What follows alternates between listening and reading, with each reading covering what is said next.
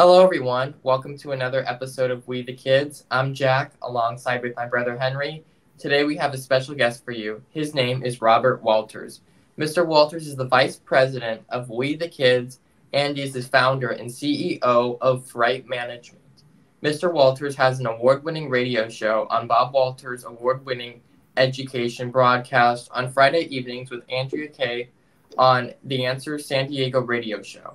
He's the author of two books called Education or Indoctrination, We Will Lose America If We Don't Act Now, and Facing Reality in American Education, Why the Racial Gap in Educational Achievement Persists. And based on I've read these books, and these are great books to read. They really wake you up. This one really wakes you up to what is happening in our schools.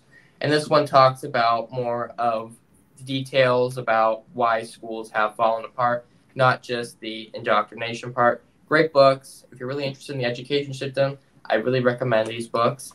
And with that, I'm going to start with questions. So my first question for Mr. Walters is from the book I've read. There's a part of the book you read on bilingual education, and just wondering can you maybe explain? I thought this was really interesting. I thought I wanted to ask you about this. Is why isn't bilingual education better for kids who do not know English fluently? Like, why should we just throw them into an environment where everyone speaks English as opposed to Spanish and English? Well, bilingual is nice if you're taking a class in it during your upper school years.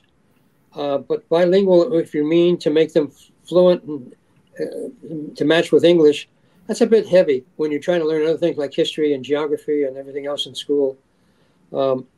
Bilingual, I learned German fluently in the last 3 years of high school. And in college, and I learned Russian. But to begin doing bilingual when you're starting in elementary school, that's a bit heavy. You've got other stuff you've got to learn for your basics in life, like English, math, and history. Oh, okay. Wow, well, that's very interesting. And for our second question, I'd like to ask, just like for you to tell us a little bit about your business, Freight Management.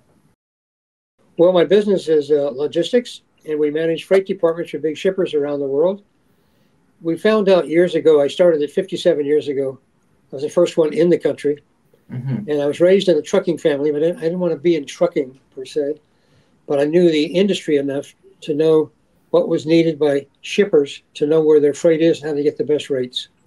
So I devised a program of logistics management, which entailed verifying the accuracy of the billing when it's coming in for payment, bidding the freight out to various carriers to get the best rate possible, and also have a software program that allowed them to know where their shipment is at all times, inbound and outbound, and when is it due to arrive, because we hooked our software into all of the carriers' computers. So it's very active and very, very, very efficient. And that's how I started the business. I figured, well, you know what? I don't want to be a trucker, but I knew enough about trucking to be able to help shippers manage their freight departments better than they were doing themselves. And that's what I've been doing. Okay. Today there's 5,000 competitors to what I started. Whoa. 5,000, man. Well, yeah, there's a lot. Yeah, that's very, very interesting, and I'm sure it's a lot of work. Takes a lot of work, yeah. But I'm young. I'm only 83. I got a lot of time left. That's good. Thank you so much. Well, my next question I want to ask, back to an education question, interests me, is I remember you talked about school years, how school years have become longer and longer, and how summers have become shorter and shorter. But there's one thing I wanted to ask is, how long do you think school years should be, and why should they be that long? Well, I think it should be 12 years, matching grades 1 to 12th. And in those various years of school, you learn a variety of things to bring you a step higher in math, until by the time you get out of high school, you really become almost a calculus person, really adept in math and arithmetic. But you also know a lot about the other things in school. 12 years is a good minimum amount. To go to school less than that negates what you're able to do and absorb from the school teachers and your environment. Okay. And another question I want to ask is how long should a school year be, and how many hours a day should kids be at school? Yeah, that's important. Well, again, I think it's 12 years for the kids to be in school, and I think except for the 3 months or 2 months of summer vacation time, which it's a big impact, but you got to have a break. And I think that the 12 years, coupled with the fact that um, the kids need to be in school itself each day from 6 to 8 hours every day. 6 to 8 hours. 6 to 8 hours. Okay. And do you think that school hours can be too? Do you think school years and school hours have, in a sense, because what I've kind of felt have become too long, and I feel like for a lot of kids, school is becoming their life, and like we stress them out with everything. School years have become, I think very long, and school days too, to where I don't. I mean, I don't know. Why should I don't know. Should they? Do they? Could kids learn just as much if they didn't have to be in school that long? Because back in the early days of American education, schools were only 3 months out of the year, and that was in the dead of winter because kids were doing work, like farm work, for the rest of the year. And it was only 3 months out of the year, and there were only 8 levels, weren't grades. You actually had to earn your way. You actually had to pass one level to reach the next level. And what else I was going to say too is a lot of those kids were a lot smarter back then. Like the vocabulary was way higher. A lot of those kids actually spoke more than one language. So how was it that with those kids being in school for so little, they knew as much as they did? And yet all of a sudden now it's like kids are going to school, school has become kids' life, and yet we have a lot of illiterate kids. So why is that? Well, look at the old school time. That was really a form of homeschooling. While the kids went to school a couple hours a day or a week and maybe a few months of the year, in fact, they had education going on all the time between their parents and the church while they're growing up. So there was a constant education process taking place that ceased to exist 30, 40 years ago. So if you didn't have formal education, you weren't getting educated. In fact, what's wrong with schools today is they teach you what to think, not how to think. And that's a real detriment for kids. It bores them, wears them out. And the exciting part of education is to learn how to think and how to plan for your future and what's the past history that can be of some help to you guiding your future path in life. Okay, and do you think kids have too much schoolwork? No, I don't think so. I think the homework that I used to get at school was just a way to kind of teach you more of what they try to teach you during the day, so you can actually practice what you were taught during the day. The trouble is that now most of these schools don't teach you math of a real nature. They certainly don't teach you history and sociology and English. So what are you doing for homework? It's pretty lethargic, and that's what makes it boring, and the kids drop out of it. But in the old days, and hopefully we can resurrect real teaching going on, where we can teach them how to think, not what to think. Yeah, that's very. I totally agree with that. I would agree too. And okay, my turn. Well, I wanted to ask you. So why exactly did you start your business? Well, I started it because, again, I was raised in a trucking family. I knew the industry, but I saw a need in shippers for people to help them manage their freight and traffic operations and know where the freight is and know what the cost is.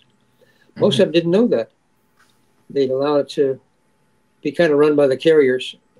So I started the company with the knowledge I had, and we became the traffic department for hundreds of new shippers around the world, like Monopoly Games and Sherwin-Williams and Dole Foods. And from that, we did the audit of the bills, found thousands of dollars they overpaid in the past, and then we moved forward with new rates. And our clients, they before they pay a bill, we audit it to make sure it's accurate. And then we can do the payment, or they can do the payment. We don't care. But the main thing is to have that access to the TMS, Transportation Management System, the electronic version, that's hooked into every carrier we deal with, both air, surface, ocean, and lets them know on inbound and outbound, where is the shipment? When is it due to arrive? Because that's one thing shippers didn't know, except for maybe what a carrier might have told them on the slide. And we do it very systematically. We also break the cost down by SKU, so they know exactly what their cost is. The bigger the shipper, the more they're interested in information on their shipping, which they don't get from the carriers voluntarily, but we get it for them. Very, very interesting. Next question. Yeah. So for my final question, I just wanted to ask, what advice would you give to someone who's interested in getting into business or even starting their own business? Well, I think the key thing is get into a business you know something about. If you're getting into a strictly cold turkey that you know nothing of, it's pretty hard to start a business. But if you got something that you know something about and you can bring improvement to it, think it out, plan the strategy, and develop the program of what you can sell to the shipper that interests them to want to hire you to do the work and how you're going to get paid. We're paid a percentage by the carriers, or we're paid a percentage of the savings by our clients, one or the other, not both. And but I think if you have thought and process before you start a business with some feel that you know something about, you can be successful in today's world. Because there's a lot of ignorance among the shippers, the thousands of them that exist. They don't really know what they're doing. But whether it's shippers or whether it's a totally different industry, you can succeed in it if you take your time, understand what it is, base some of it on your knowledge in the past, and move forward and build a business with a system of staff and mechanics to make it work. You can't do it by yourself. Well, thank you. I mean, as someone who likes business myself, that's very insightful, and yeah, I think that's very helpful.